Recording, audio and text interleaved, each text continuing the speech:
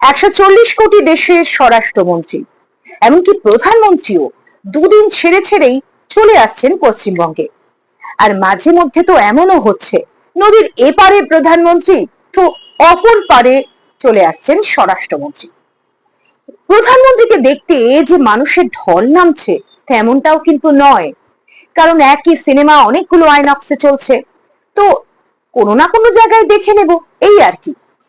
কিন্তু এও বেশ মজার বিষয় হচ্ছে, প্রধানমন্ত্রী দিদি দিদি বলে মুখ্যমন্ত্রীকে নিয়ে ঠাট্টা করছেন, আর মুখ্যমন্ত্রী প্রধানমন্ত্রীর উচ্চারণ নিয়ে খিল্লি করছেন তুনার বাংলা, আর স্বরাষ্ট্রমন্ত্রীকে বলছেন হুদুল কুতকুত।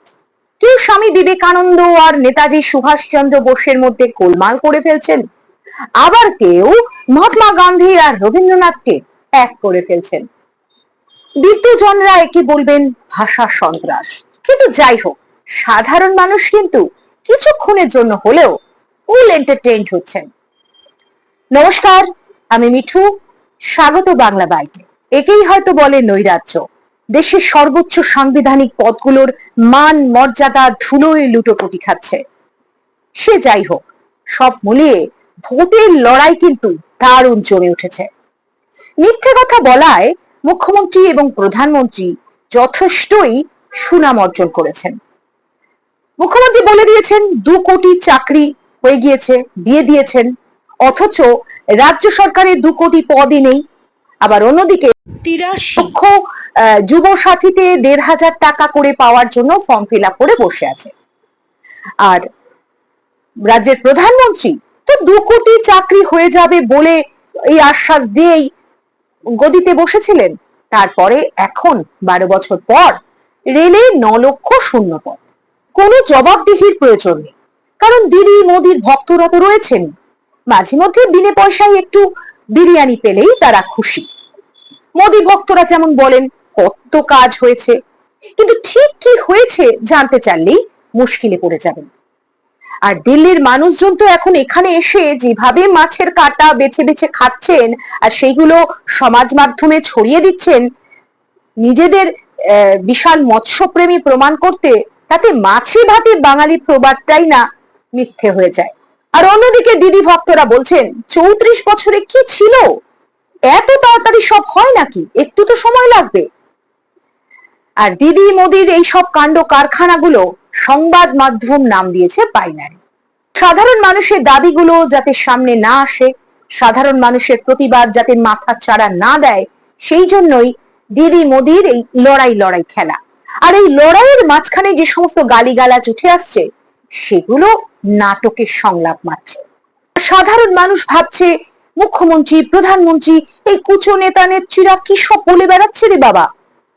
আর এনারা মঞ্চ থেকে নেমেই হাসি মুখে গাড়িতে উঠে বসছেন আর মনে মনে ভাবছেন সারাদিন হাড় ভাঙা পরিশ্রম করে আধপেটা খেয়ে চিকিৎসার জন্য হাসপাতালে লাইন দিয়েও পরিষেবা না পেয়ে, চাকরি না পেয়েও কিরকম পাগলগুলো হই হই করছে। ক্ষতি কি, এমনি করে যায় যদি দিন, যাক না।